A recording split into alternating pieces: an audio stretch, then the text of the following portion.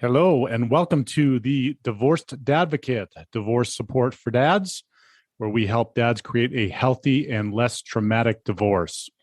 My name is Jude Sandoval, and I'm your host.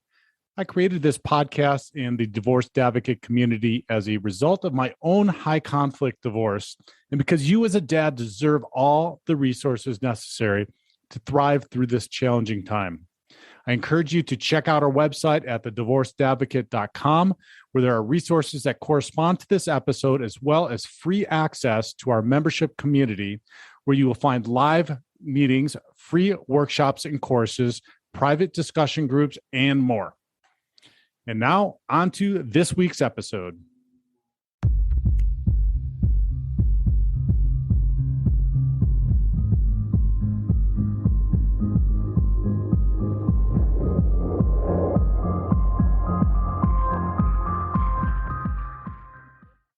Hello, and welcome to the Divorced Dadvocate, divorce support for dads, where we help dads create a healthy and less traumatic divorce.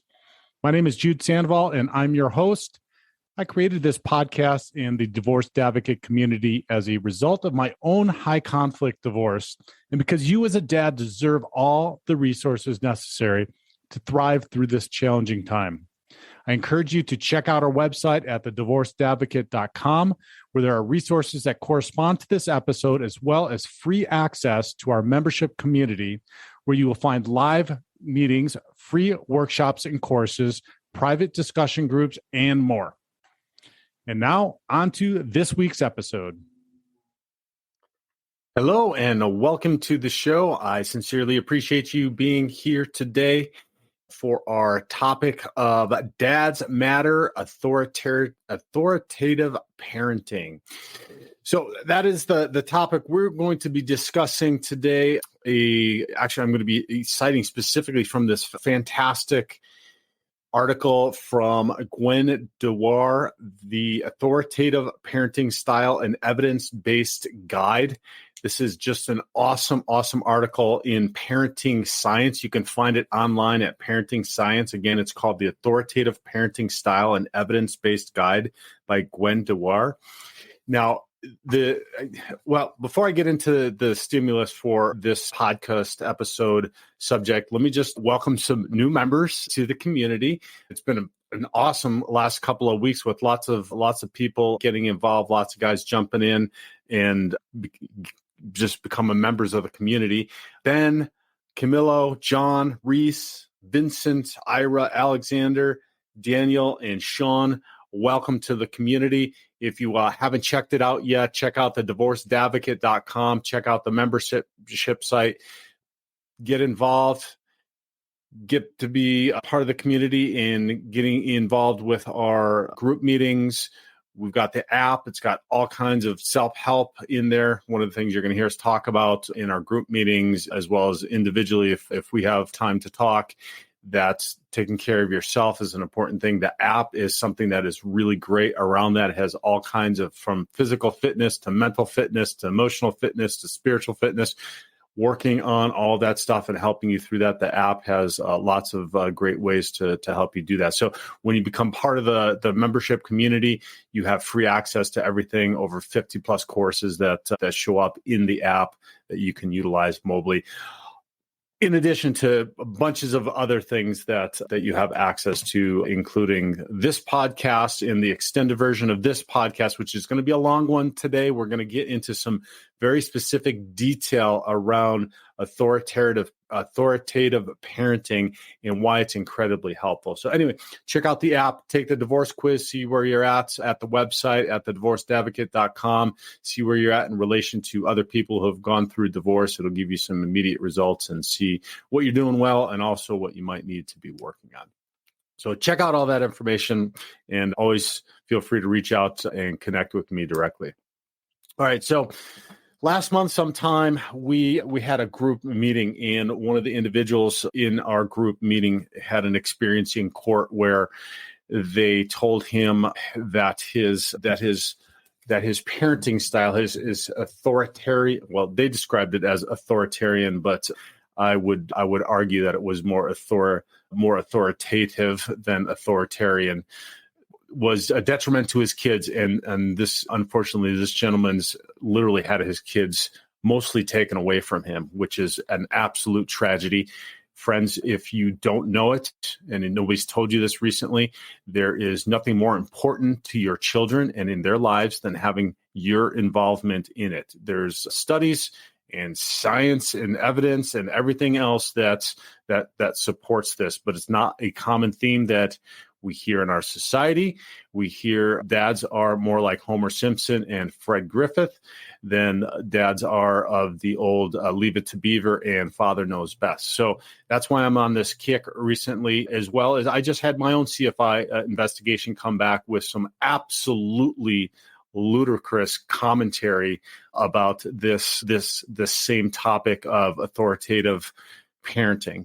And so we're going to do a deep dive into this today. And I've been researching this for at least 2 weeks now. And this is the best article I've had that I've found that can just completely and entirely explain to you what the authoritative parenting style is. Now, the reason I'm bringing this up is because fathers, dads, as is our just general nature, we provide this part of parenting in a parenting dynamic if there is a father and a mother involved in a child's life. And now this is a generalization, yes, but it is the most common generalization in a father-mother relationship, male-female relationship with their children. The dads, the men, are oftentimes the ones that are bringing this authoritative parenting style. Now, it doesn't mean that women can't do it either, and both should be working to bring this because it has different components to it that are very, very important, that men and women probably have some different strengths around, that if we want to look to somebody else. Now, I know that's not happening right now, probably in your life because you're going through a divorce, but I want you to be aware of this dynamic and why it is important, and what your wife or maybe soon to be ex or ex can also bring if they are parenting in this healthy manner and lifestyle. But what I also want to point out to you is that this healthy way in which it may be more natural for you in authoritative parenting style is being diminished in our society in general, and it's more of a permissive parenting style where it's just the feelings of the kids and what the kids want and how you feel about this and how you express yourself and all that, which is, if you're awake, if you're looking around and see, is doing an immense amount of harm to our children. So I want you to be aware of what this authoritative parenting style is, how it manifests, how it can also be a detriment if it becomes authoritarian, which probably as men and dads, we might lean towards sometimes, especially if we get to be low energy, we're not taking care of ourselves, and we just revert to bad habits. So on that note, listen up, get comfortable, and let's dive into this. What is authoritative parenting? The authoritative parenting style is an approach to child rearing that combines warmth, sensitivity, and the setting of limits. Parents use positive reinforcement and reasoning to guide children. They avoid resorting to threats or punishment. Okay, so if you've listened to enough episodes and listened to me talk, or you've been in group meetings with me or individual coaching, you've heard me talk about a parenting style, a parenting philosophy called love and logic. That is giving kids lots of choices and approaching any mistakes that they have and that they make with empathy, setting boundaries and giving them the opportunity to be their own person and make their own mistakes and learn from those mistakes themselves. So this is the best authoritative parenting program that I have found that is out there. I practiced it with my daughters since they were very, very young, and it is absolutely amazing.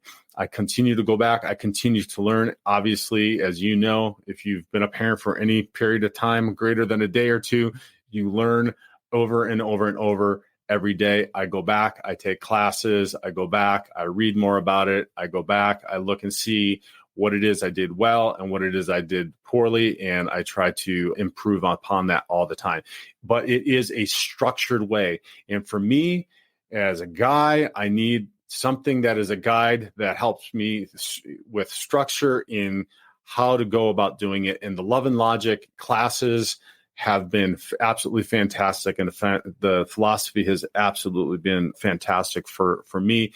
And I believe with my daughters as well. And so let me give you just an example of what authoritative parenting is. So kids raised by authoritative parents are more likely to become independent, self-reliant, socially accepted, academically successful, and well-behaved. And they're also less likely to report depression and anxiety, and less likely to engage in antisocial behavior like delinquency and drug use.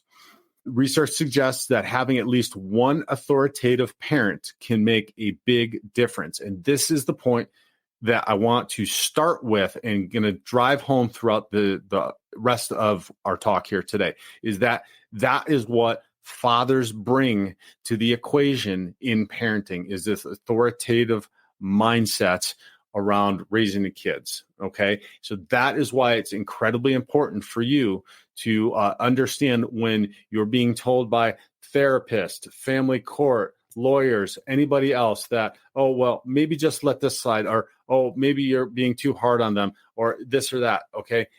This is not necessarily true.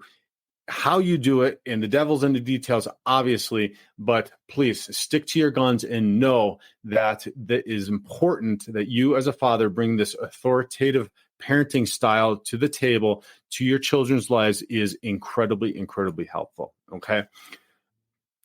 Let's talk about the background around this. So this is not a new concept. This was started in the 60s by a woman called Diane Baumrind, and she was just researching, actually, and trying to find why why parents attempted to control their kids. And so what she found were three major ways in which parents approach controlling their kids. One was permissive parents. Those are warm and responsive, but reluctant to impose rules or standards, and they preferred to let their kids regulate themselves. The other one was authoritarian parents, who showed less warmth and sensitivity and insist on blind obedience. They attempt to enforce compliance through punishments, threats, and psychological control. Think of a drill sergeant, right? Drill sergeant, you must comply at all costs or the punishment will be severe, right? And then the third one was authoritative parents, who are warm and responsive like permissive parents, but where permissive parents shrank away from enforcing standards, authoritative parents embrace it. They expect maturity and cooperation as much as is appropriate for a child's developmental level, and they try to guide behavior by reasoning with their kids. So in subsequent studies, researchers also recognize the fourth style, sometimes called neglectful parenting, which is basically when none of that exists. There's no warmth, there's no enforced standards, etc. And some of you, like myself, experienced that as well, which is basically the worst of all worlds, really. Stay with us. We'll be right back. Hi, fellas. This is Jude, and I just wanted to stop by quickly to let you know about the upcoming Thriving Father Transformation Program. Are you a divorced or divorcing dad feeling lost, overwhelmed, or struggling to find your footing in this new chapter? You are not alone. The journey through and after divorce can be one of the most challenging experiences a man faces, but it does not have to define your future. Imagine emerging from this period, not just surviving, but thriving. Imagine confident co-parenting, a renewed sense of purpose, deeper connections with your children, and the clarity to build a fulfilling life for yourself, supported by a brotherhood that lasts a lifetime. This Thriving Father Transformation Program is an exclusive 6-week journey meticulously designed for dads ready to do the deep work, achieve lasting change, and sculpt a powerful, positive future. Learn more about it at dadsgroupcoaching.com and register there. Thanks, fellas. See you on the other side. Stay with us. We'll be right back. Hey, this is Jude with a quick reminder about the Divorced Advocate Foundation for Fathers, which is our nonprofit that helps dads through divorce with legal education, free or reduced cost coaching, and mental health resources. If you own a business or know someone who does, there's an easy way to help by connecting credit card processing through our partner program. Part of the fees go straight to the foundation with no added cost to the business, and 98% of businesses are actually able to save money on their processing fees. It's a win-win. So if you know a business that accepts credit cards, get them in touch with me by sending a warm introduction email to jude@thedivorcedadvocate.com or give me a call directly at 720-255-1021.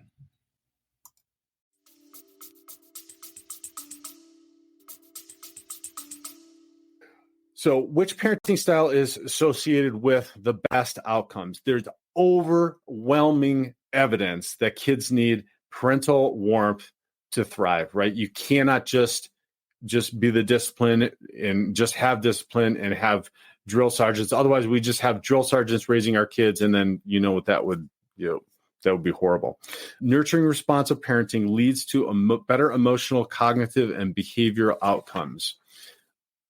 So the parenting styles that feature warm and responsiveness, authoritative and permissive parenting are better overall than the remaining alternatives. Now, there's also evidence favoring authoritative parenting as the best style. For example, when it comes to reducing sibling conflicts, now I'm going to be quoting a bunch from this article here where she backs all of this with the studies that she makes these statements from. So check out the article for sure at Parenting Science called The Authoritative Parenting Style, an Evidence-Based Guide by Gwen Dewar.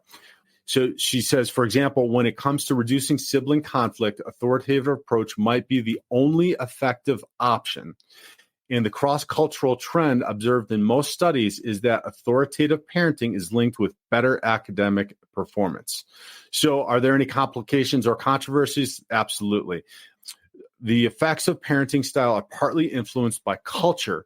And a group of researchers in Spain have argued that permissive or indulgent parenting is better than authoritative parenting for children's emotional well-being. So there is this argument out there, and some of this you might be hearing in the social emotional learning and some of the other stuff that's going on in schools and in our society, that being permissive and indulgent is better because it helps their emotional well-being. It might help their attachment style and becoming a healthy attachment.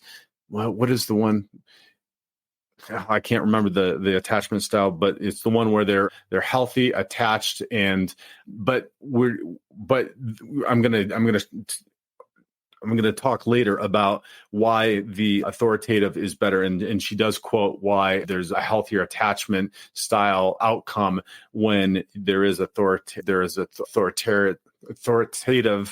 parenting as opposed to this permissive or indulgent parenting. So just know that it is out there, and if basically it feels like, at least to me in my observation, that anything that is authoritative seems to be like being pushed against right now, that there's this whole mentality and philosophy around chaos and less order and less authoritarianism. Not that authoritarianism obviously is good, but being authoritative and having that authoritative mindset is definitely good. Okay, so enough about my soap opera, my soapbox.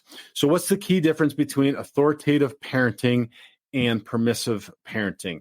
There is one specific thing that is the difference, and that is limit setting.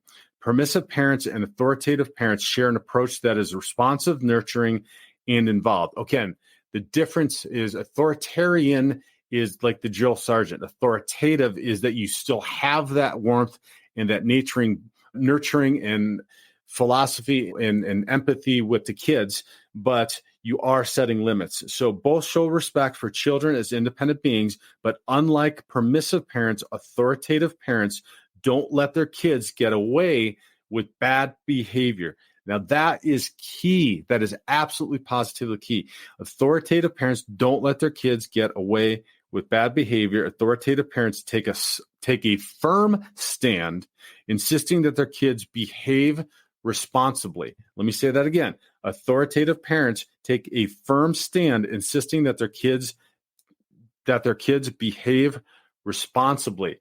Now, man, I don't know about you, but this is a struggle with me and with I don't want to say a struggle for me, but a struggle in how I view what's going on in our society today and how we are viewed as fathers, in making sure that we take a firm stand, insisting that our kids behave responsibly. And I see it showing up in schooling and kids at school, and how my kids show up at school, and how the kids are expected to behave responsibly at school, or at least what I'm viewing is not behave responsibly. And so this is incredibly important, because I feel like the lines are getting blurred, and taking that firm stand, oftentimes, dads, for us is then being misconstrued as authoritative.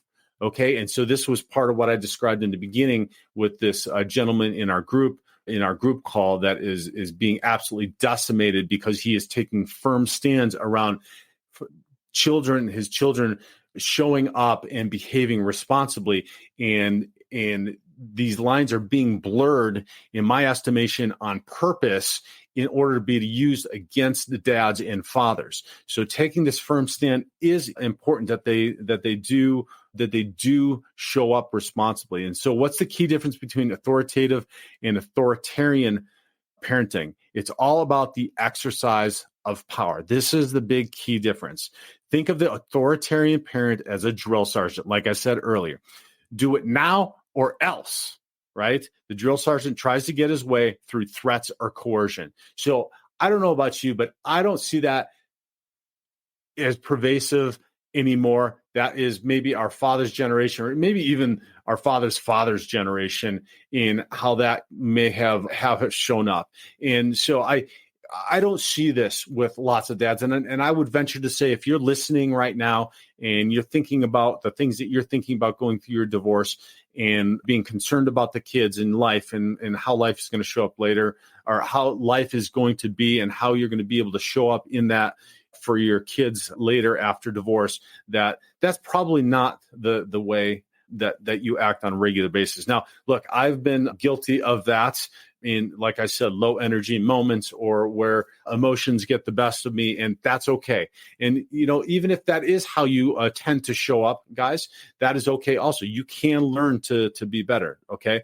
But so let me tell you what the contrast is. The authoritative parent aims to inspire cooperation by fostering positive feelings and teaching kids the reasons for the rules. Authoritative parents communicate lots of warmth to their kids. They avoid using harsh or arbitrary punishments. Now, that doesn't mean that a punishment shouldn't be severe, or something like that, something gets taken away, or that an activity gets taken away, or something like that. It just means that it's not harsh, that it's not punitive, and that it's just not out of the blue, that you just make something up. So authoritative parents are less likely to shame their kids or attempt to control kids by withdrawing love. And that's a huge one too, right?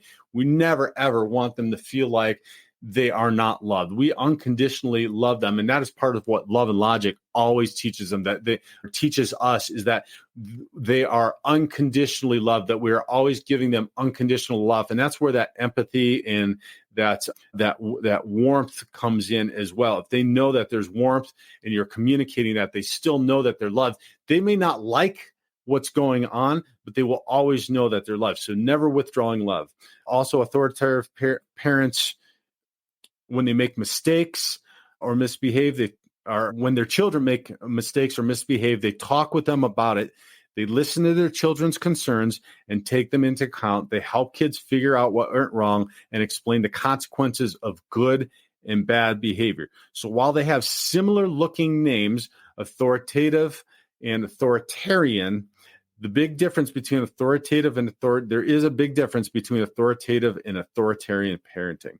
Authoritative parents aren't just trying to enforce compliance. They recognize and encourage a child's sense of autonomy, and they want kids to develop self-discipline, maturity, and respect for others. And they approach these goals by offering concrete advice and emotional support.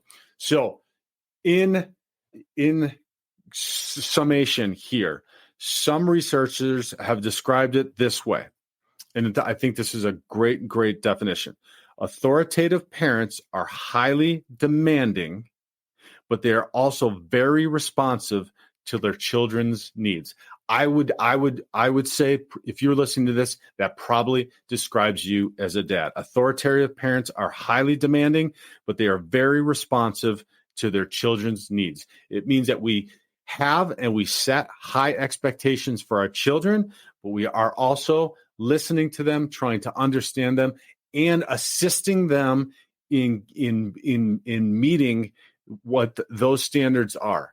And so there is nothing wrong. And man, I'm trying to stay away from my riffing on society here, but I feel like this is part of what we're having challenges right now, is setting those standards, right? Having high demands and standards for our children and expecting them to meet those. There's a saying that children will live up to the standards and beliefs that you have for them. I don't feel like that is happening oftentimes. And actually, and then we get into what we get in now, where we're being bombarded from another side, from another parent who thinks that we're too strict or too controlling, right? Because their experience with us is that we're controlling them or whatever. And I'm talking about our exes, right?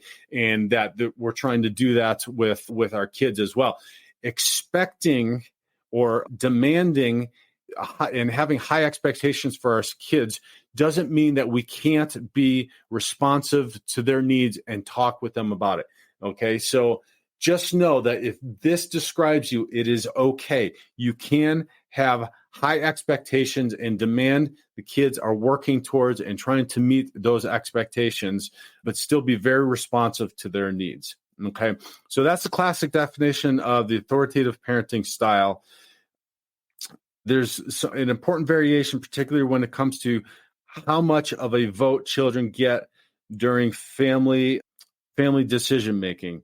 Okay, so now we're going to let's get into the different ways that this can manifest, or the different ways, because not every authoritative parent runs his or her family the same way. And so there's some different distinctions, and we're going to talk a little bit now about that and how you practice authoritative parenting. And they go into some really interesting and specific stuff cross-culturally as well. So let's talk about this. It's one thing to read a definition, another put it in practice, obviously. How can you tell if you're acting like an authoritative parent? So researchers all the time, when they want to figure something out, right, they put together a standard questionnaire. So this has been done more than one time with authoritative parenting. Here are some statements that authoritative parents will tend to agree with if they are authoritative parents or practicing authoritative parenting. I take my child's wishes and feelings into consideration before I ask her or him to do something. I encourage my child to talk about his or her feelings. I try to help my child when they are scared or upset. I provide my child with reasons for the expectations I have for him or her. I respect my child's opinion and encourage him or her to express them, even if they are different from my own. So those are statements that authoritative parents would tend to agree with. Parents are judged to be less authoritative if they agree with these statements. I ignore my child's misbehavior. I bribe my child to get him to comply with my wishes. I explode in anger toward my child. I punish my child by withdrawing affection. So these are just a small sample of the kinds of items that appear on those questionnaires. Now, you don't have to tick all the boxes, but just given an overall score, if you agree with one or the other, it's going to give you kind of an idea whether you are an authoritative parent or you are not. But there's also one universally accepted litmus test. And for instance, the statements above might make it seem that you have to run your family like a mini democracy in order to be authoritative, but that's not the case. Or maybe you're wondering about which rules you are supposed to impose. Keep your room clean. Don't play video games until after you finish your homework. Depending on your priorities and beliefs and an assessment of your child's maturity level, you may think these are important rules, or you might not. But as we're going to talk about, the classic definition of authoritative parenting allows for variations in these areas, and the different researchers have used different screening tools to decide who's authoritative. For example, we talked about the researchers working in Spain who have scored parents as authoritative if they agree with the statements, "I insist that my child do exactly what they are told," or make greater use of punishment to control behavior. Does this match up with what most parenting experts mean when they talk about authoritative parents? Probably, or authoritative parenting? Probably not. So does authoritative parenting look the same in every family? Not necessarily. So they found in the US and Australia, authoritative parents were very likely to emphasize certain democratic practices like taking a child's preferences into account when making family plans or encouraging a child to express his or her own opinions. But in China and Russia, authoritative parents didn't take their children's preferences into account when making family plans. And most authoritative parents from China didn't encourage kids to voice their own opinions, not if those opinions were in conflict with a parent's views. So this is very, very interesting. So what then did authoritative parents have in common across all 4 countries? They shared a similar approach to discipline. What was that approach to discipline? When their children misbehave, they talked with them and explained the reasons for the rules. I'll say that again. What was the similar approach to discipline that was cross-cultural? It was when their children misbehaved, they talked with them and explained the reasons for the rules. To hear the rest of this episode and access the corresponding resources, visit thedivorcedadvocate.com and become a member of our community. It's free to join and will provide you with the resources you deserve as a divorced or divorcing dad. Thank you for listening. God bless, and I'll talk with you next week.